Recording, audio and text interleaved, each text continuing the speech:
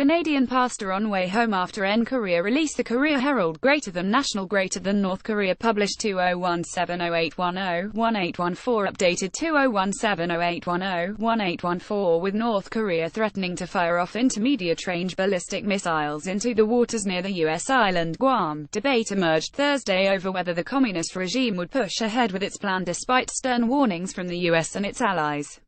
According to the North State-run news agency, Gen. Kim Rakgom, commander of the strategic forces of the Korean People's Army, said it is examining an enveloping strike of Guam with 4 Hwasong-12 missiles that he said would fly 3,356.7 kilometers before landing 30 to 40 kilometers away from the island.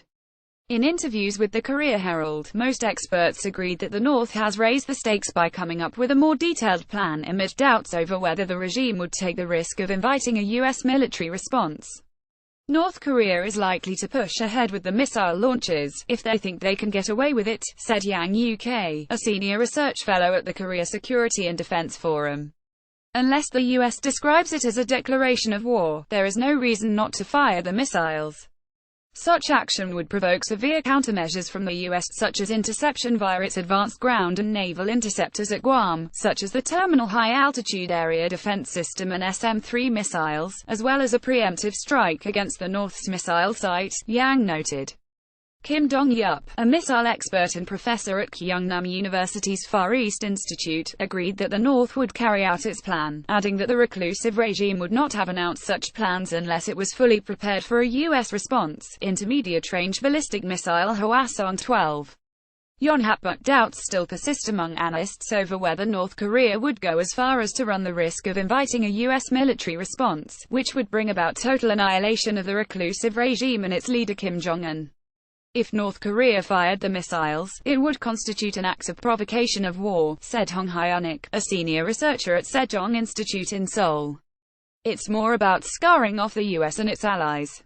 I don't think they will take the risk of an all-out war with the US, Yang Moo-jin, a professor at the University of North Korean Studies, echoed the view, saying North Korea's threat to attack Guam is a political message designed to enhance its leverage during a potential one-on-one talk with the US. Some analysts questioned the accuracy and reliability of the North's ballistic missiles, saying the regime has yet to acquire technology to deliver the projectile to a distant target in Guam with an accuracy of 3,356.7 kilometers. The island is located about 3,400 kilometers from the Korean peninsula. In an interview with Bulletin of the Atomic Scientists on Wednesday, nuclear expert Siegfried Hecker, who has visited North Korea's nuclear facilities a number of times, said he doubted that the country is capable of attacking Guam. North Korea likely made some of the key measurements required to define those extreme conditions during the 2 July test of intercontinental ballistic missiles, but I can't imagine it has learned enough to confidently make a warhead that is small and light enough and sufficiently robust to survive, he said. Shin In-guan, president of Korea Defense Network, said although North Korea is likely to fire off a missile, it is very difficult for the U.S. to shoot down incoming projectiles and conduct military action in response.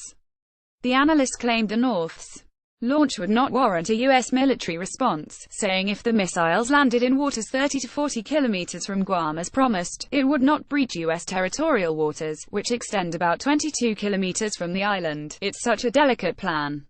If the North really fired the missiles, they would fly over the Japanese territory and land in international water near the U.S. island. It's like asking both the U.S. and Japan, what are you going to do? Shin said. By Yo Junsuk, Jason Yeo at heraldcorp.com. Listening Reading Nest.